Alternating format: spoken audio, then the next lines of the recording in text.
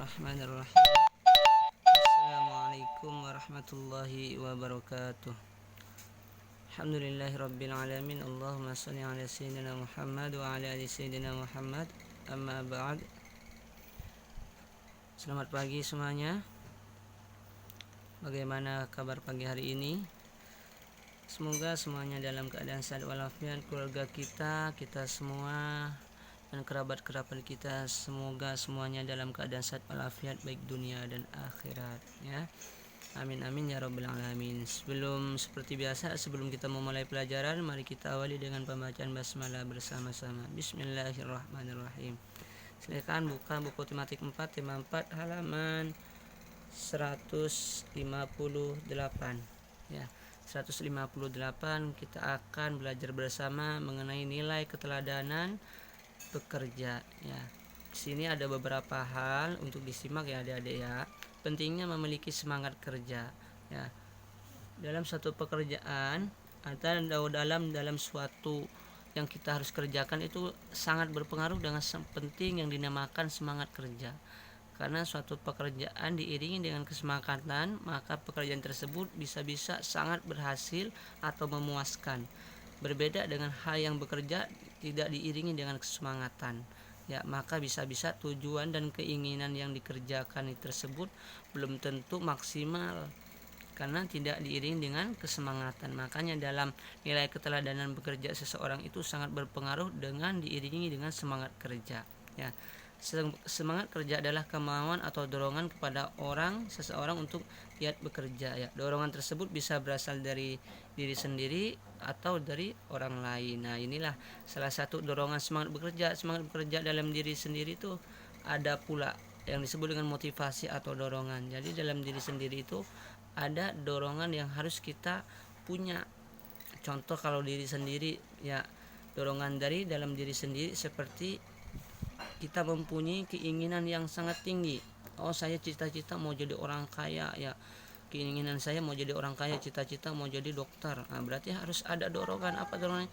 Nah, itu dorongannya kita harus benar sungguh-sungguh. Oh, saya kalau misalkan bermain-main belajar, gimana saya mau jadi dokter? Berarti harus saya sungguh-sungguh. Itulah dorongan dari diri sendiri ya. Kalau dorongan dari orang lain seperti orang tua ya, biasa ada pesan orang tua, nah kamu harus begini, kamu harus begini, kamu harus lebih daripada ayah ibu kamu. Ini salah satu dorongan dari orang lain atau dari teman ya.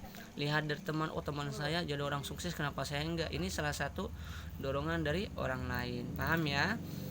Paham ya. Di sini terus ada yang nomor 2 di sini, penerapan semangat belajar ya. Semangat kerja juga bisa diterapkan dalam pendidikan siswa. Semangat kerja juga bisa diubah menjadi semangat belajar. Ini salah satu yang harus kita lakukan ya. Semangat ya, juga semangat kerja juga bisa diganti dengan semangat belajar, diubah menjadi semangat belajar. Caranya gimana? Contoh, kita bekerja di tempat orang lain ya, di pabrik roti atau bekerja di tempat yang mana seperti itu ya.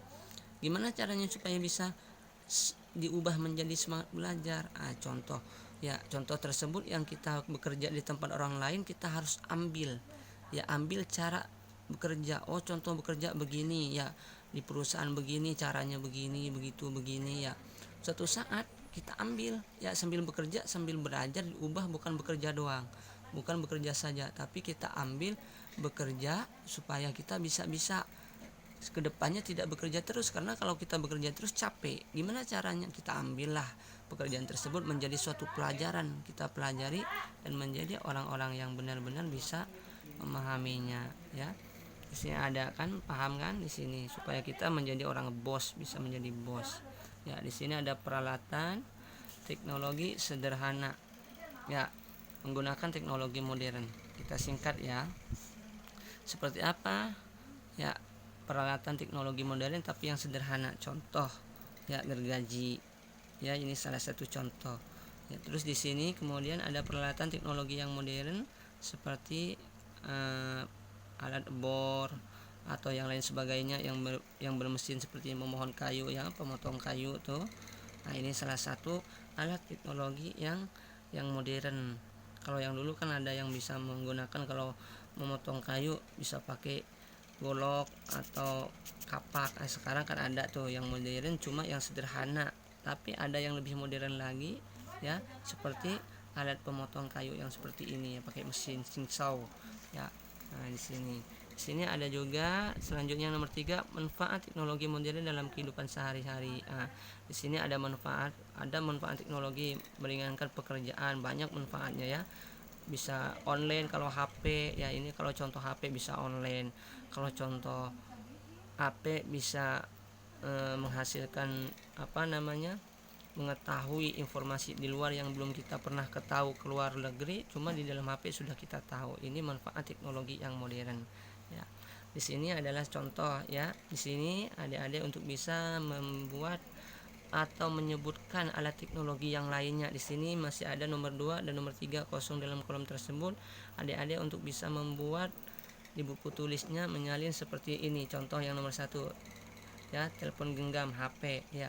Manfaatnya apa? Mempermudah dalam berkomunikasi, mempermudah dalam mendapatkan informasi. Jadi adik-adik supaya bisa membuat di kolom yang 2 dan 3 ini seperti yang kolom nomor 1 ini, contoh nomor 1 ya. Manfaatnya apa? Nama alat modernnya, teknologinya apa? Di sini bisa membuat ya. Disalin ke buku tulis dan dikirim langsung ke classroom. Mungkin ini yang saya sampaikan. Kurang lebihnya mohon maaf ya, semoga bermanfaat. Wallahul muwaffiq ila aqwamit thoriq. Assalamualaikum warahmatullahi wabarakatuh.